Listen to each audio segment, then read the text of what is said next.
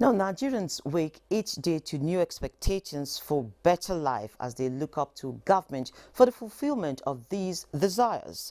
Government at all levels, in turn, occasionally take a look at the scorecard with a view to undertake assessment of stewardship, bearing in mind the contract signed with the people. Now, President Muhammad Buhari recently led his team members on a reassessment of his administration scorecard in a retreat. Has progress been made? And if yes, to what degree? These are questions our guest, Professor Muhammed Tawfiq Ladan, Director General, Nigerian Institute of Advanced Legal Studies, will attempt to answer as we collectively take a look at this scorecard. You're welcome to Business Express, Prof. Thank you. Good morning to all. Okay. At the just concluded ministerial retreat, President Muhammadu Buhari directed the Minister of Finance, Budget and National Planning, the Governor of the Central Bank of Nigeria, and all other responsible agencies to ensure speedy and timely release of funds to MDAs for the implementation of the Economic Sustainability Plan and, of course, the capital projects in the 2020 budget. Let's have your view on that. Good morning. I think in the first place, the presidential directive to the minister, and I would rather say it is actually even long overdue. So as it was issued actually at the retreat, is actually very timely and very important because the president is the primary responsible leader in Nigeria today by virtue of his constitutional obligation under Section 14, subsection 2, paragraph B and paragraph C of this section to ensure that the primary purpose of government, which is promoting the security and welfare of all Nigerians, is actually realized. And the participation of actually Nigerians in economic activities of Nigeria within the sectors so designated by the Constitution are also realized. And it is also his responsibility, as the chief economic actually planner of the nation, to ensure that his administration's plan, including the Economic Sustainability Plan of 2020, which was approved by FEC in June, is essentially actually implemented consistent with the constitutional obligation of this administration under Section 16 of the Constitution, which talks about economic objectives, i.e., the state, i.e., which means the government, shall have the responsibility to put a policy on ground that seeks to ensure the promotion of a planned and balanced economic development that seeks to serve the common good of all Nigerians and that seeks to promote also national prosperity and also maximizes, the welfare and freedom of all Nigerians, in all sectors of the Okay, economy. Prof, can I So just come you in can here? What will be your thoughts on the charge by the president for ministers to ensure that funds released are utilized efficiently and transparently in implementing the programs and projects along the 9 priorities of government? Yes, I mean, you can see that the presidential directive is actually based on that constitutional responsibility that I mentioned. And it is also the basis of why we have, the Economic Sustainability Plan, which was developed as a 12-month transit plan between Economic Recovery and Growth Plan of 2017-2020 and the new one that is actually yet to come in, actually into actually force. And if you look at the Economic Sustainability Plan that was adopted by FEC in June, 2020, it has a 2.3 trillion naira transit plan for a 12-month plan, and the sources of funding of that plan are clearly articulated in the Economic Sustainability Plan. And so the charge by Mr. President to the Ministers of Finance, National Planning, and the CBN Governor is for them to be able to coordinate and to timely put their heads together and ensure the implementation of the sustainability plan. Because take, for instance, the Economic Sustainability Plan, 2020, adopted by FED, provided actually very clearly sources of its funding. It says 500 billion naira will actually come from special federal government account, 1.1 trillion naira from the CBN in the form of structured lending, 334 billion naira from external bilateral and multilateral sources, 302.9 billion naira from other funding sources. So these are the clear sources of funding of the Economic Sustainability Plan as approved by FEC in June this year. And so when the president actually yesterday charged them, to coordinate and collaborate in a timely implementation and intervention, based on this plan, he is actually saying the obvious. And I think it is time for them to really put their heads together and make sure that the releases are made to actualize the 2020 revised, budget, that was actually revised on the basis of the negative impact of COVID-19, on government revenue, that is one, and also on increased expenditure needs on health and economic stimulus plan, etc. Okay, Prof. Now, in the light of this, monitoring and evaluation, how important is transparency and accountability in the process of rebuilding the economy if all these funds are going to be plowed into the various sectors we're talking about? I think in the first place, the ministers so charged. And I think the president also did not only charge the ministers, the key ministers are finance, national planning, and the CBN governor.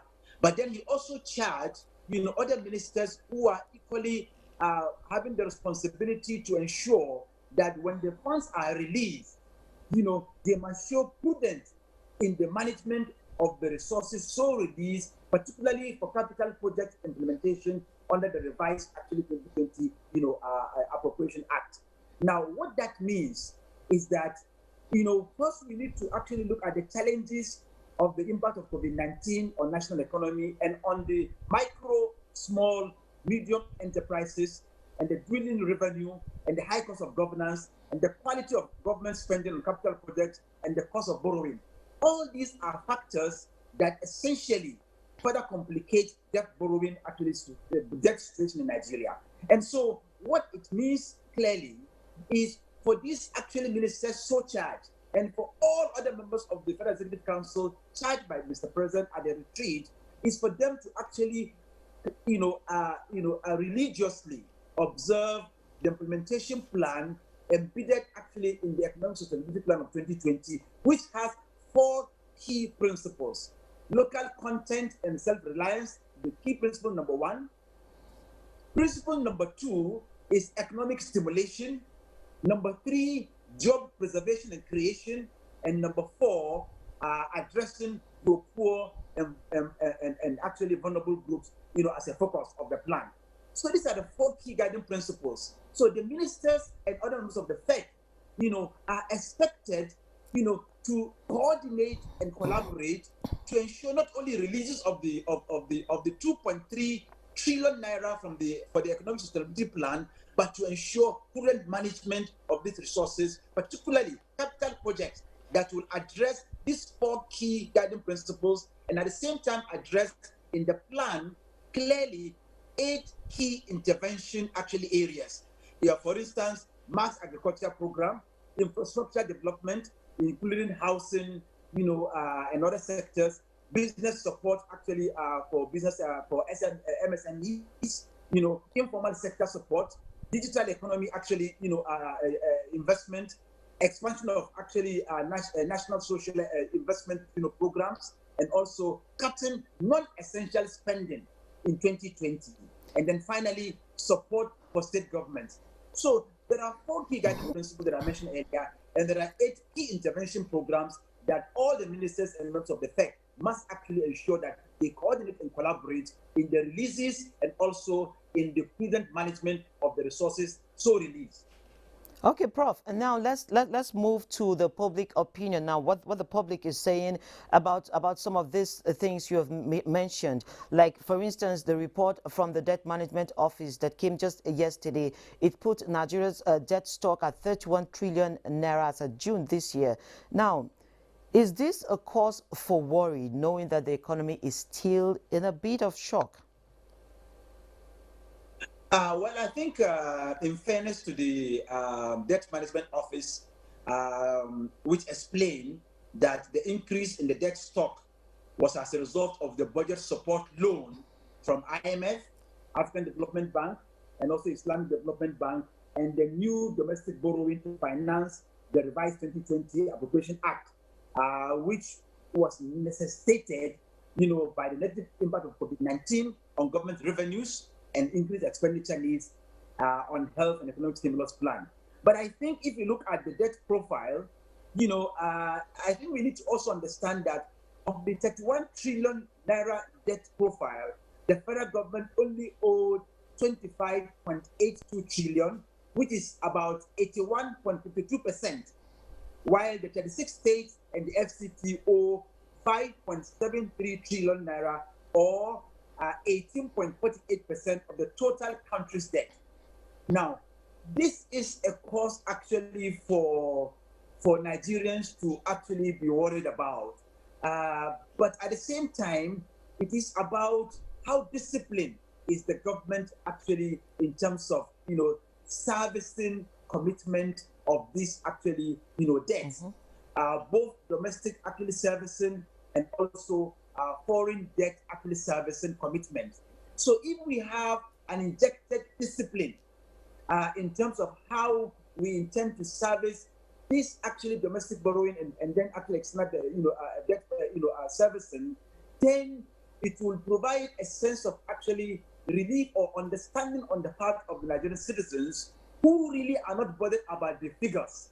They are simply interested in, when you borrow, where are you putting this money actually into, and when are we going to feel the impact of the money so borrowed, whether from the external or from the domestic actually borrowing actually platforms. And I think at the end of the day, the choice of selecting poor and vulnerable group, addressing also the negative impact of COVID-19 on micro, small, and medium enterprises, and I must add quickly, and also the self-employed.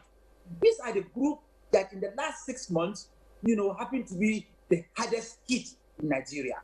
And so we have no reason, when already we are in September, for the 2020 actually revised budget, not to actually go far in the implementation, of the revised budget 2020, and also in the implementation of the stimulus actually package of 2.3 trillion naira, that is already Okay, now still on this 2.3 trillion naira, when we placed it aside the GDP figures, for instance, released in the second quarter, and virtually every data that came out at that time, we've not really had some positive notes from the data side. Now, 2.3 trillion naira, what do you see as the multiplier effect? Will it make any significant change? Well, I think, in my view, I'm not necessarily an economist. Oh, sure. But I believe strongly that from all the actually figures and also the analysis and also the concern of Mr. President, it is very clear that he believes strongly that Nigerians essentially would like to see strategic intervention, that will impact, positively on the quality of their lives and also on the standard of living of Nigerians. Okay, thank you very much, Prof. I think we're going to just let it end there at this moment. I've been speaking to Professor Ladan. Good morning. Thank you. Thank you. Okay, thank you. You're still watching Business Express reaching you from Abuja, and when we return, we will serve you with a special on government closure of the subsidy files for petrol and electricity.